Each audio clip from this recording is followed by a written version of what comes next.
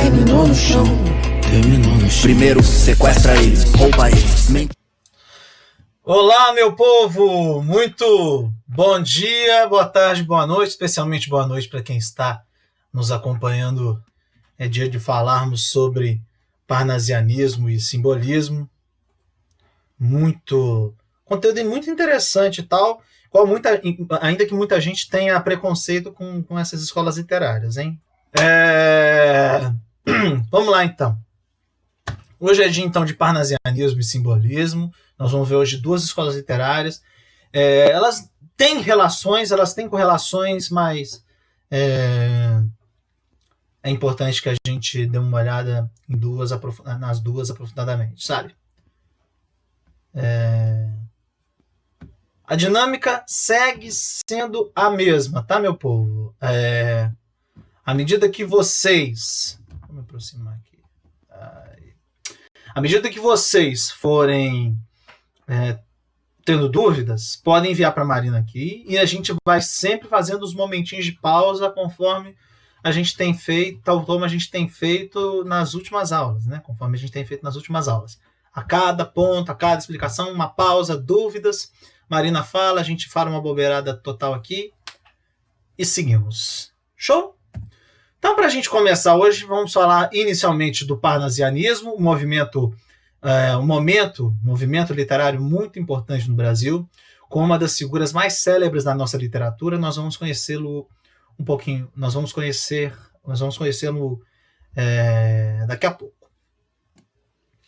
Vamos lá, então, para a gente ver um pouquinho do contexto histórico, depois a gente passa efetivamente para as características,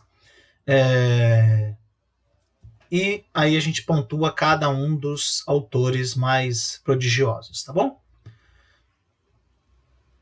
O parnasianismo, gente, no parnasianismo nós podemos meio que considerá-lo a poética do realismo. Peraí, como assim poética do realismo? Por quê? O parnasianismo também tinha por intencionalidade, dentro da sua fundação, dentro da sua concepção, a superação do velho modelo romântico. Ou seja, daquele modelo idealizante, daquele modelo sem erros, que não imputa erros às personagens e tal. Ou seja, apresentar personagens, pessoas mais... características mais humanas, de fato, sabe?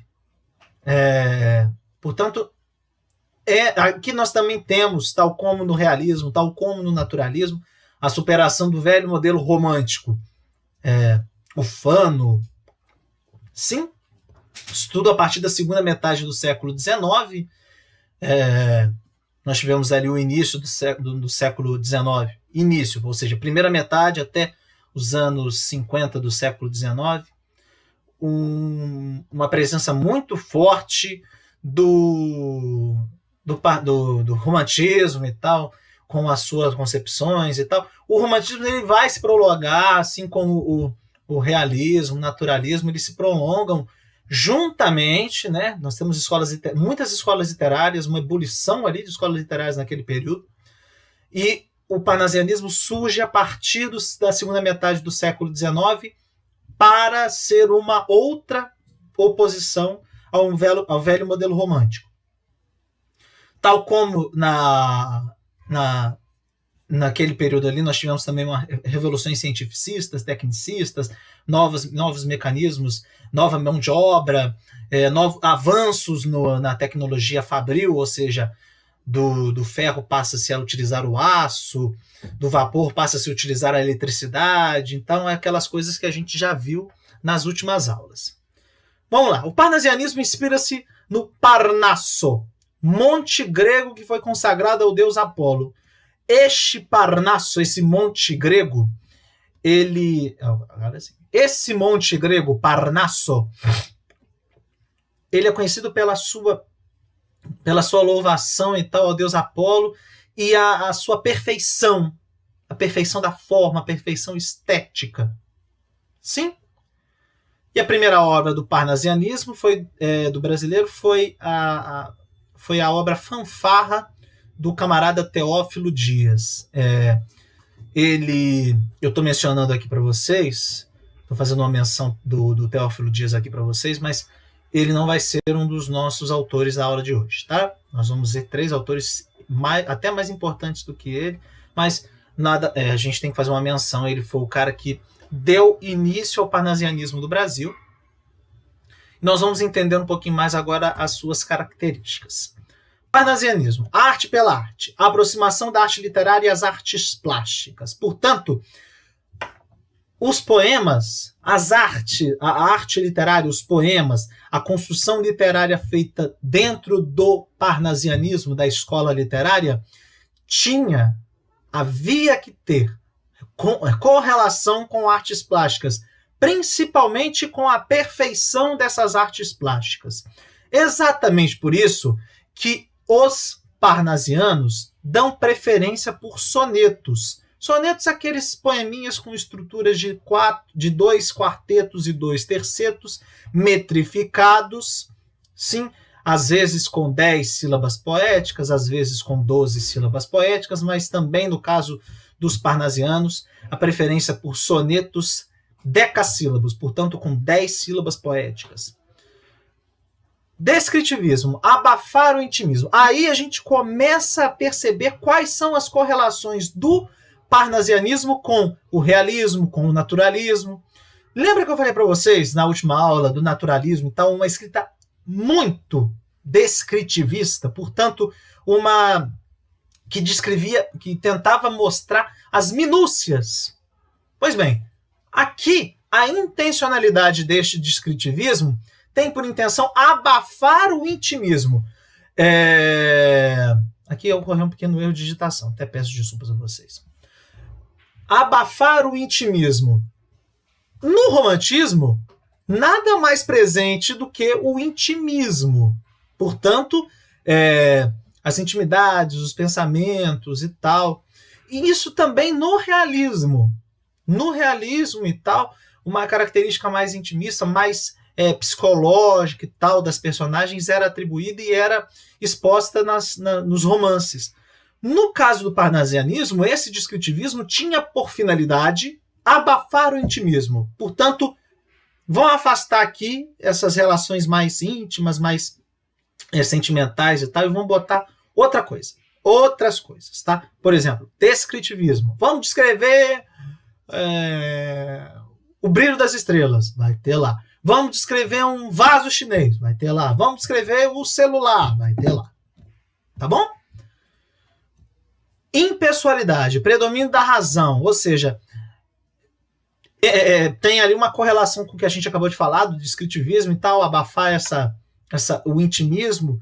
A impessoalidade era um dos fatores que também corroboravam para esse abafamento, né, do intimismo. Predomínio da razão, ou seja, os sentimentos estavam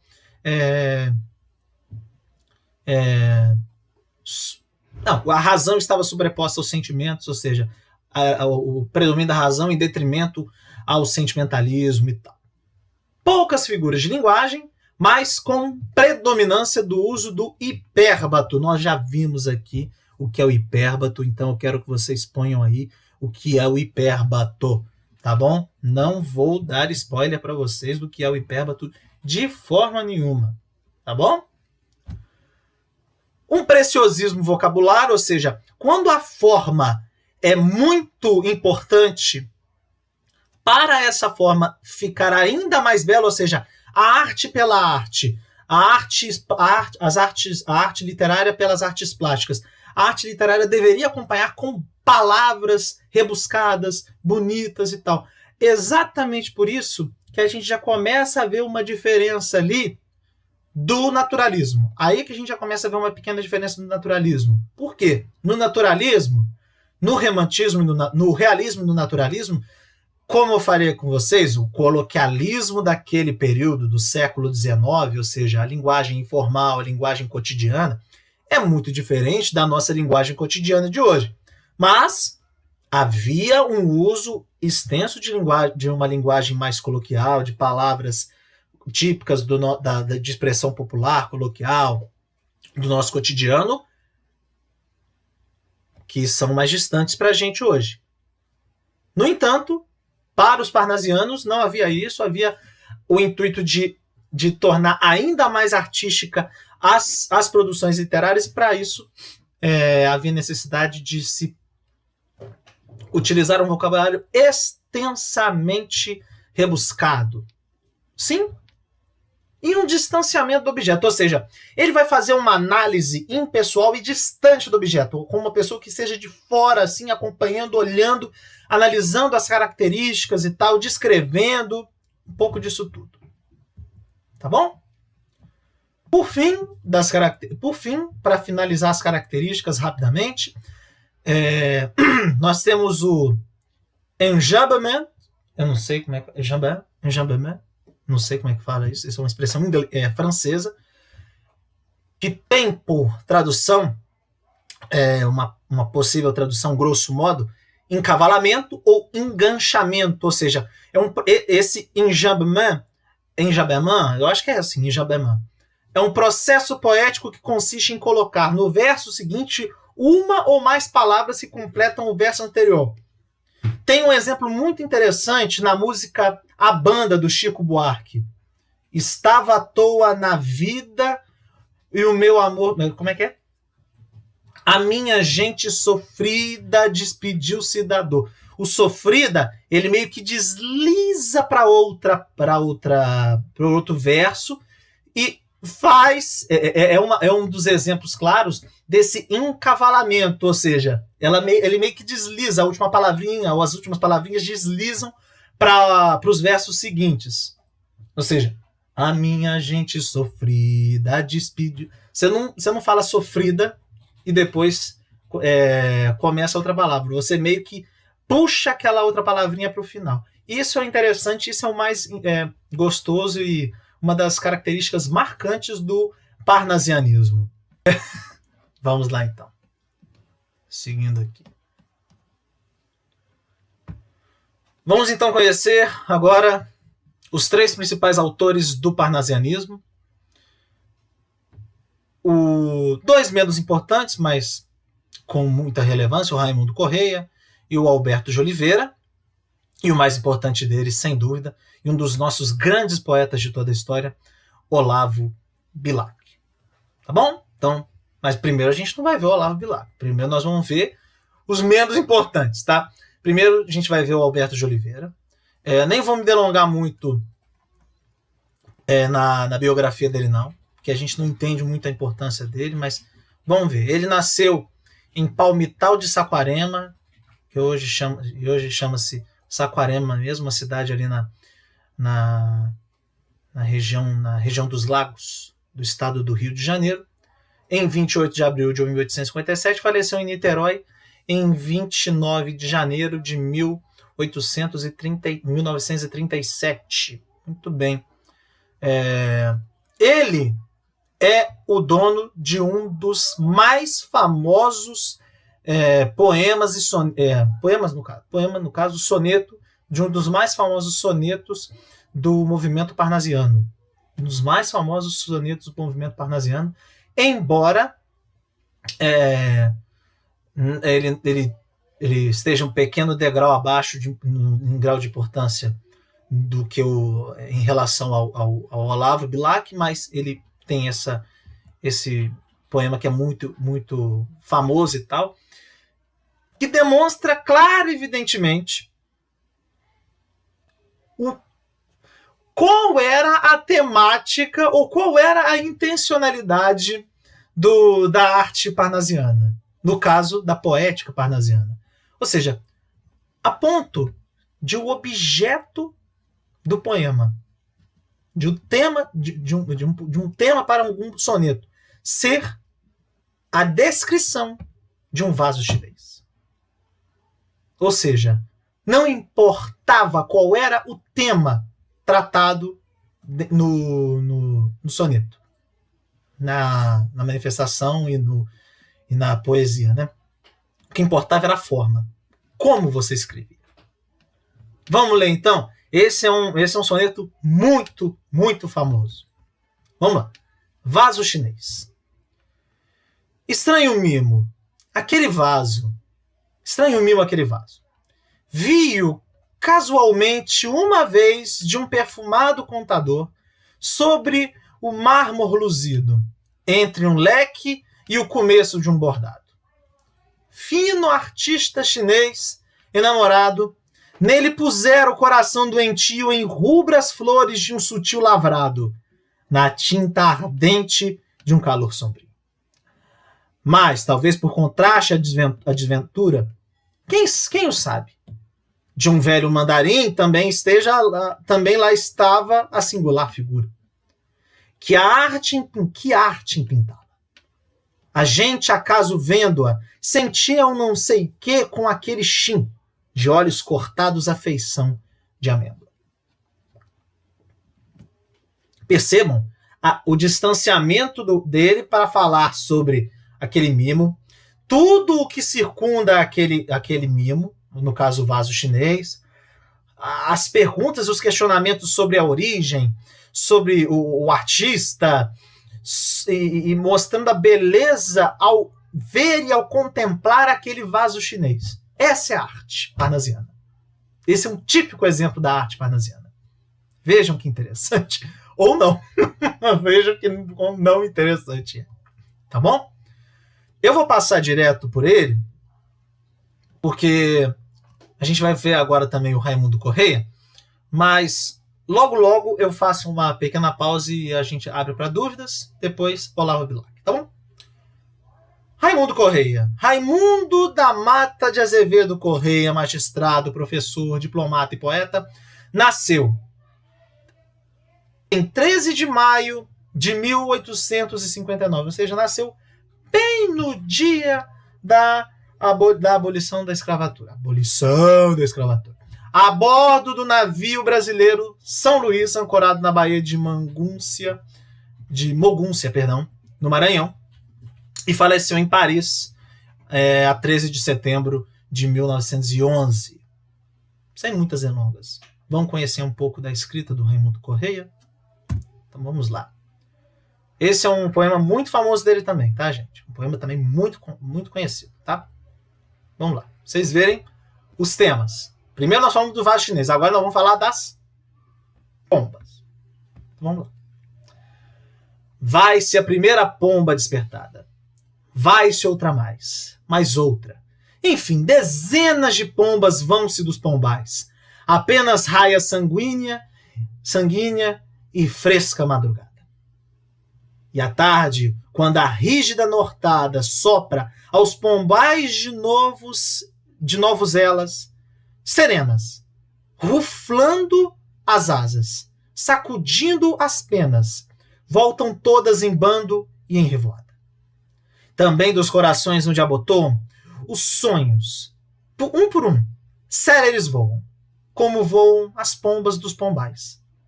No azul da adolescência, as asas soltam, fogem, mas os pombais, as pombas voltam, e eles, os corações, não voltam mais. Ele até tenta fazer ali uma pequena analogia no finalzinho ali e tal, dos amores, por exemplo, do período da adolescência, que as pessoas, que os jovens, né, costumam sair de casa e tal. É uma possibilidade de leitura, de interpretação, mas olha só, no azul da adolescência as asas soltam, ou seja, os adolescentes, as pessoas mais jovens começam a se emancipar, digamos assim, né? Começam um processo emancipatório próprio e tal, para poder conhecer o mundo e tal, depois de ficar na aba dos pais, digamos assim, né? Fogem, mas as pombas voltam e os corações não voltam mais.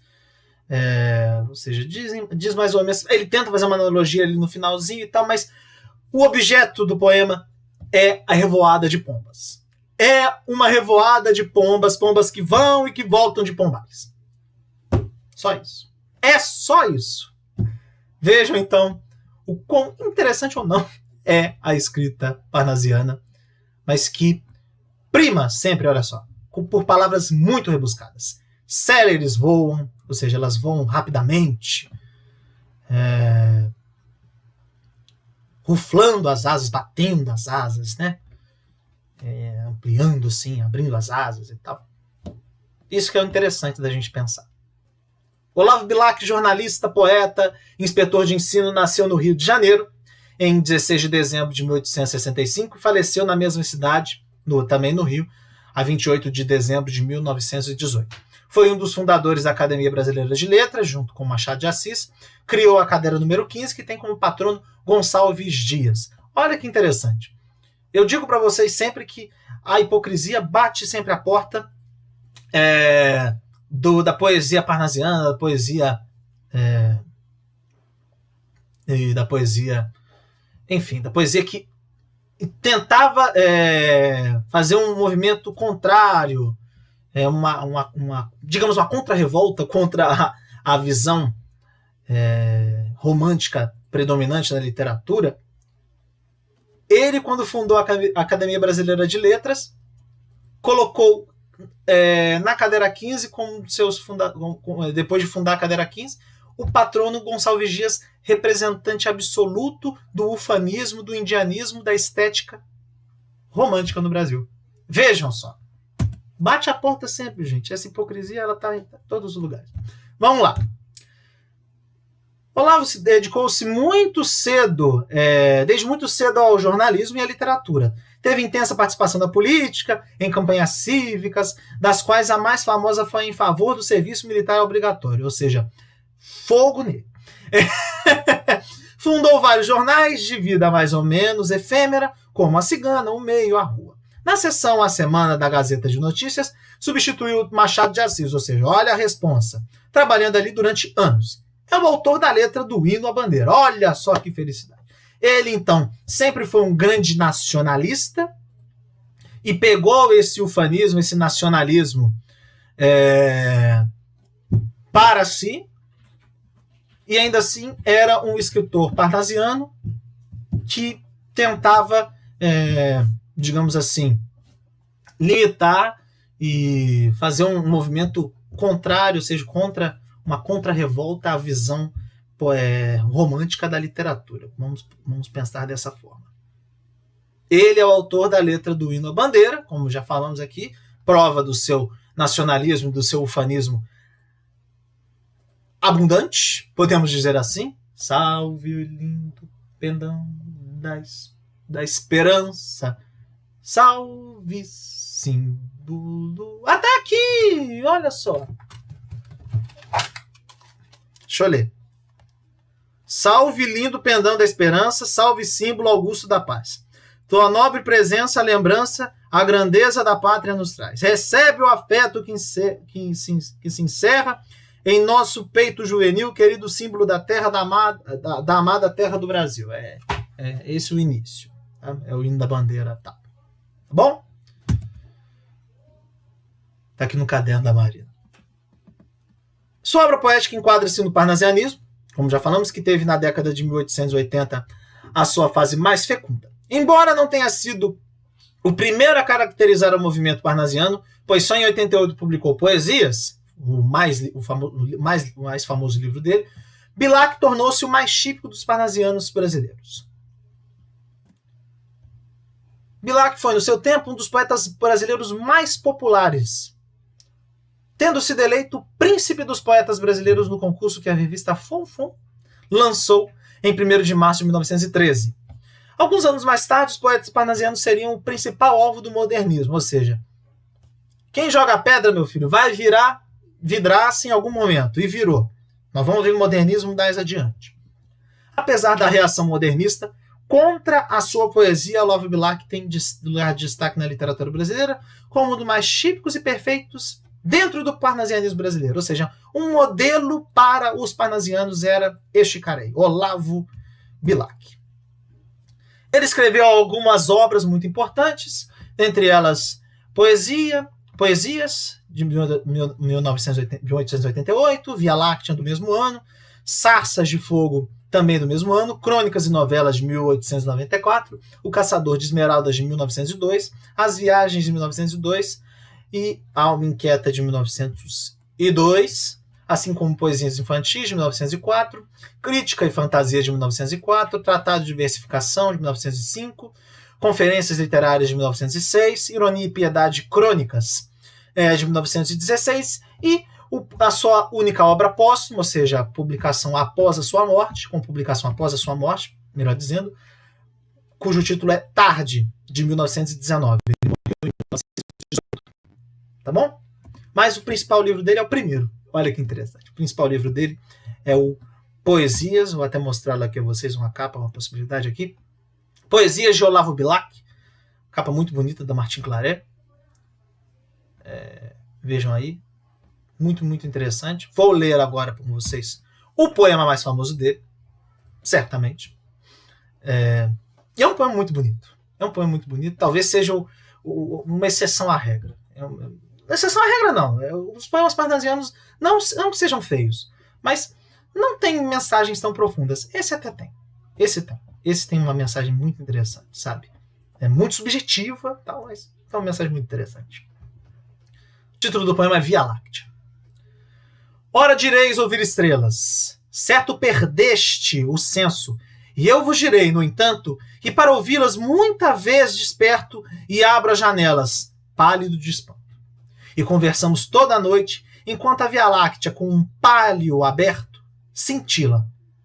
E ao vir do sol saudoso em pranto, indas procuro pelo céu deserto.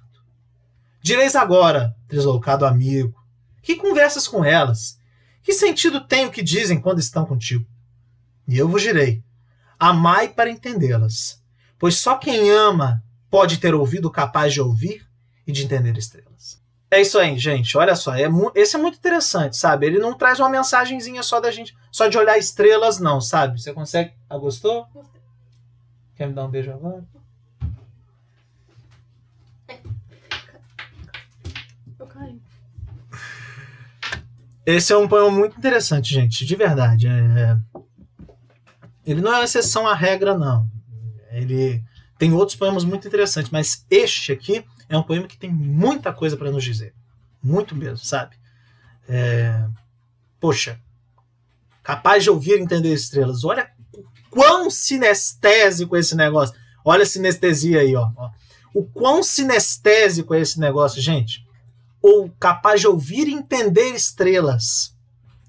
O que querem dizer essas estrelas? O que era ouvir e entender? O que significa isso? Sabe? Esse traz uma mensagem muito interessante. Eu quero que vocês reflitam aí e apresentem as suas teses. Bora para o simbolismo. No simbolismo, gente, nós temos características não tão similares assim. Temos algumas proximidades e tal, mas muitas diferenças. Por que eu estou falando desses dois movimentos hoje? É porque eles são meio curtinhos, sabe? A abordagem deles é mais curtinha. Você não precisa falar em tanto tempo assim, entendeu? No simbolismo, nós temos uma ruptura com a mentalidade cultural realista naturalista, ou seja, mais uma ruptura. Temos mais uma ruptura, ou seja, a mentalidade cultural realista naturalista é o quê? Razão. Aqui, a primazia não era pela razão, e sim pelas dimensões não racionais da existência. Então nós já ímos para outro plano. O plano das... não racionalidades? Não é isso. Mas nós já vamos para outro plano. Para um plano, talvez, sentimental, ou para um plano espiritual, místico, da natureza das coisas e tal. Muito interessante. Redescobre e redimensiona a subjetividade, o sentimento, a imaginação, a espiritualidade. Essa é a dimensão abordada na poética simbolista. Ou seja, uma subjetividade, um sentimento, uma imaginação presente, uma espiritualidade, ou seja, outras cargas dimensionais que não a dimensão racional. A busca para desvendar o subconsciente e o inconsciente nas relações misteriosas e transcendentes do sujeito humano consigo próprio e com o mundo. Ou seja, nós estamos falando do subconsciente, do inconsciente, da cabeça das pessoas, o que se passa na cabeça das pessoas. Esse subjetivismo que dentro da poesia simbolista tem-se por necessidade ali, por condição, se desvendar. Assim, desvendar quais são esses mistérios que circundam o subconsciente, o inconsciente das pessoas e tal, consigo mesmo e com o mundo. Né? Por exemplo, aquela famosa frase do...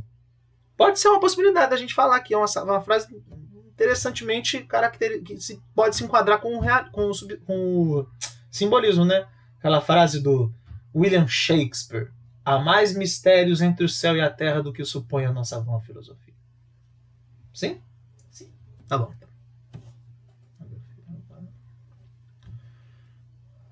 Põe em xeque as certezas doutrinárias, por exemplo, do positivismo e do determinismo, as quais começam a ruir. Ou seja, depois de muito tempo da gente passar a valorizar a razão e as ideias positivistas, deterministas, nós temos uma ruptura e ali a gente começa a quebrar esse negócio no meio. Tá bom? Depois de muito tempo. Finalmente. Também, né? Na poética simbolista, nós temos características principais da poética simbolista. Uma capacidade sugestiva, ou seja, de sugestão, em oposição às explicações do ser humano. Portanto, o subjetivismo do poeta é o mais importante do que propriamente um monte de explicação e tal, amontoada sobre alguma coisa e tal. A palavra como objeto, símbolo do íntimo, ou seja, ela é um signo do que se passa no nosso subconsciente, é muito interessante pensar por essa forma. Uma musicalidade, ou seja, a aliteração, olha aí figuras de som, repetição de som, a repetição de sons consonantais, e a assonância com a repetição de sons vocálicos. A obra na Europa que meio que dá início à poética simbolista neste país, e que dá início e que pode servir como uma base para a poética simbolista, é o poema Correspondências do livro Flores do Mal, do poeta Charles Baudelaire. Tá bom? Antes de eu fazer a pausa, quero só apresentar este quadrozinho aqui, que é o quadro que vocês vão ter que gravar na mesa de vocês, na cômoda de vocês, na porta da geladeira, na porta do guarda-roupa, onde for. É isso aí que vocês vão pegar, fazer um print, botar na mesa e assim, o que eu tenho que saber. É isso. Vamos lá, então. Ponto 1. Inconsciente coletivo e a busca ao passado. A busca ao passado é porque o inconsciente coletivo e o subconsciente mais bonito do ser humano tem-se na infância. É a infância. Então, quando a gente remonta ao passado, a gente está remontando à infância e a esse subconsciente mais perfeito, essa subconsciência idealizada mais perfeita que é no período da infância. Tá? A sugestão predomina sobre a descrição, ou seja, não importa falar sobre esse chapeuzinho aqui da dona Clotilde, sobre o cabelo branco dela. Não, vamos sugerir para ela fazer uma pranchinha e tal, uma chapinha, né? Não é, amor? Uma escova progressiva e tal? Ou não? Só isso que dá para ela?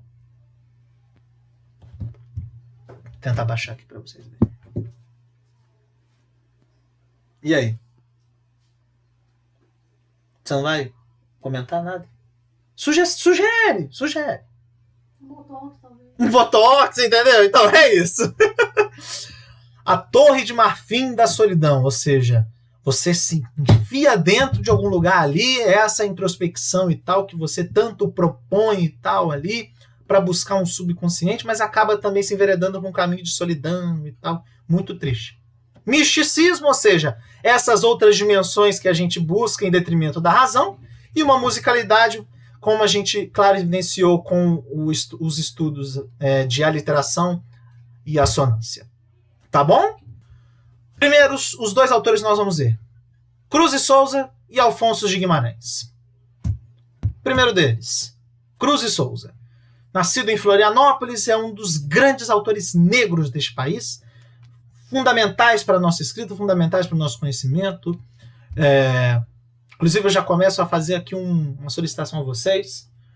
Pesquisem aí qual é o título, a alcunha, ou seja, o apelido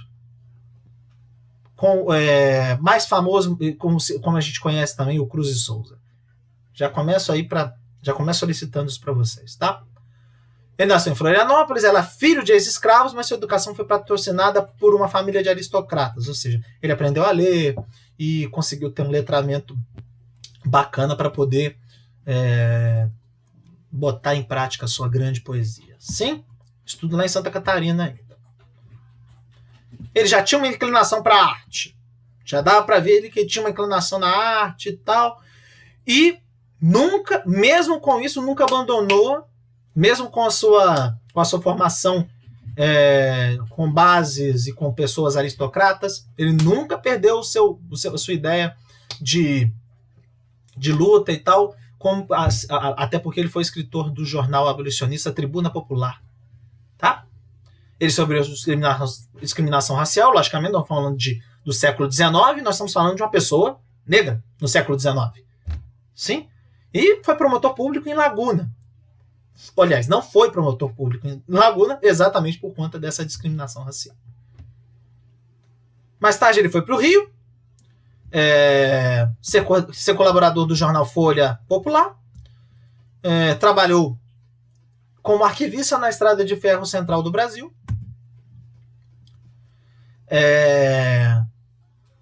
As publicações do Cruz e Souza, gente, tinham muitas temáticas pautadas no racismo, no preconceito racial, que ele sofreu na pele, até como qualquer negro sofreu e sofre até hoje, como qualquer preto, perdão, sofreu e sofre até hoje. No Rio, ele se casou com a Gavita Gonçalves, em 1893, 5 anos antes da morte dele. Teve com ela 4 filhos e todos morreram prematuramente de tuberculose. Olha só que sofrimento terrível ele passou perto ali do final da vida dele. Este momento trágico de sua vida está refletido em algumas de suas obras, as quais estão pautadas no tema da solidão. Olha a Torre de Marfim da Solidão, dor e sofrimento. Ó. É redescobrir ali nas entranhas da sua alma, nas entranhas das suas ideias, do seu subconsciente, a solidão. E, após o ocorrido, a sua esposa sofreu muito, começou a apresentar problemas mentais e tal. Lógico, perdeu os 4 filhos por conta da tuberculose. Olha o mal do século aí novamente. Ele também morreu por conta de tuberculose numa cidadezinha bem pequena chamada Curral Novo, aqui em Minas, em 19 de março de 1898, com 36 anos apenas. Você vê que quando a pessoa pegava tuberculose era quase uma sentença de morte mesmo. Ele até tentou se mudar para Minas, para o interior de Minas, para tentar ficar mais tranquilo, mais reservado e tal. Mas era uma sentença de morte. Já sabia realmente que ia morrer, não tinha jeito. Tá bom? Esse é Cruz e Souza, grande poeta brasileiro. Opa! Repetiu aqui. Vou tirar. Principais obras. Missal de 1893, Broquéis também do mesmo ano, Tropos e Fantasias de 1885, Evocações de 1898, Faróis de 1900 e Últimos Sonetos. Esses dois, logicamente, poemas são livros póstumos. Tá bom? O principal dele, gente, é esse aqui, ó, Broquéis, de 1893, tá? Essa capa muito bonita da LMPM Pocket. Tá bom? Vamos ler então o poeminha dele e aí a gente parte. Tá bom? Cristais. Mais claro e fino do que as finas pratas, o som da tua voz deliciava. Na dolência velada das sonatas, como um perfume a tudo perfumava. Era um som feito de luz, eram volatas em lânguida espiral, que iluminava brancas sonoridades de cascatas, tanta harmonia melancolizava. Filtros sutis de melodias, de ondas, de cantos voluptuosos, como rondas de silfos leves, sensuais, lascivos. Como que anseios invisíveis mudos da brancura das sedas e veludos, das virgindades, dos pudores vivos. Né? Toda essa impressão pessoal, expressão muito particular de um um subconsciente muito, muito próprio e tal. Como a voz da pessoa, ali está uma característica, né? Essa sinestesia, essa analogia feita, né? É tão fino quanto um cristal, né? A voz é tão fina quanto um cristal, sabe? São esses temas, assim, sabe? Mais subjetivos e tal, que aparecem na poesia do Cruz de Souza, que é o Alfonso de Guimarães. Eu fiz um convite muito especial, assim como na última aula, que é a Juliana, que falará pra gente um pouquinho sobre o Alfonso de Guimarães, esse cara que escreveu um dos poemas mais célebres na nossa literatura também. Tem um monte de poemas célebres na nossa literatura. Amém.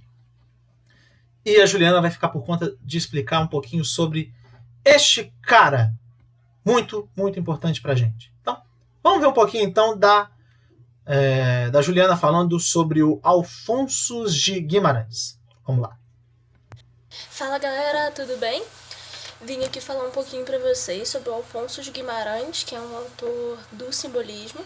Antes disso, queria lembrar todo mundo de fazer a lista de exercícios de naturalismo e também de conferir o gabarito da lista que foi feita de realismo. Aí qualquer dúvida vocês podem entrar em contato comigo por WhatsApp ou também pelo horário de monitoria, que é segunda-feira. Então agora falando do Alfonso de Guimarães. Ele é um autor mineiro, foi nascido em Ouro Preto e morreu em Mariana. Ele era de uma família um pouquinho mais elitizada, o pai dele era comerciante, a mãe dele era irmã de um escritor romântico, então ele já tinha essa veia literária, né, na família. E ele tem uma trajetória de uma escrita que tem a ver com alguns fatos da vida dele. Ele teve uma paixão platônica durante a fase da vida dele, e quando ele estava noivo, a primeira vez, a noiva dele faleceu. E isso marca muito a escrita dele. Depois ele acabou casando, teve 14 filhos, e ele é muito conhecido por alguns poemas.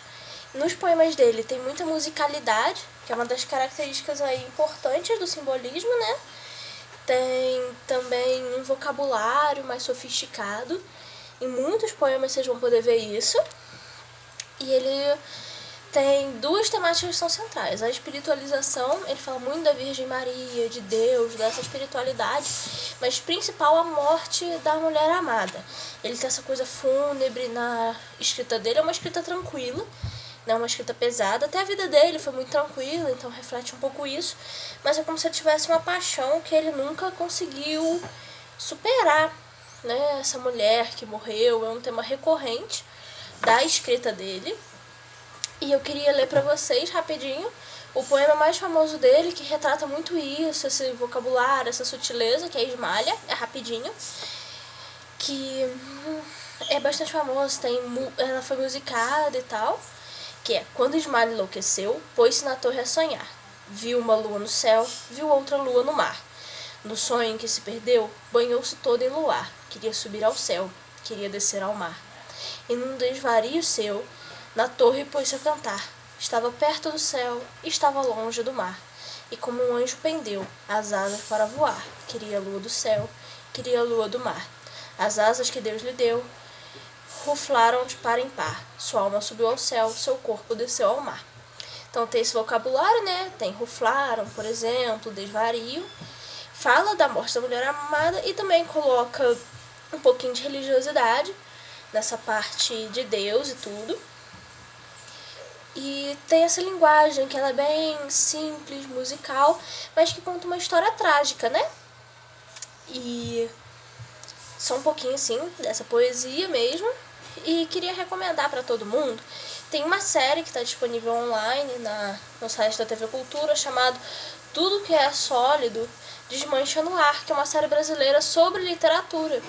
Então tem um capítulo de Esmalha, fala de Dom Casmurro, fala de várias coisas de uma forma legal, assim, da gente ter contato com a literatura. Então é isso, gente. Muito obrigada pela atenção. Até a próxima live. Muito bem. Voltamos aí.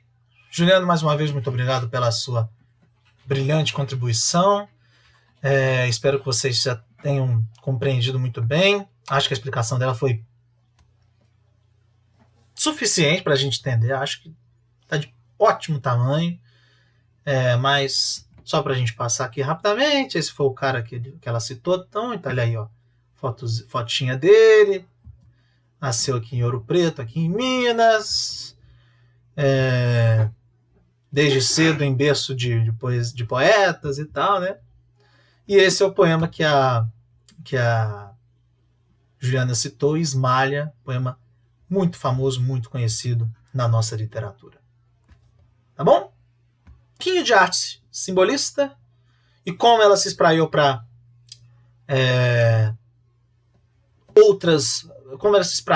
outras veredas da nossa arte.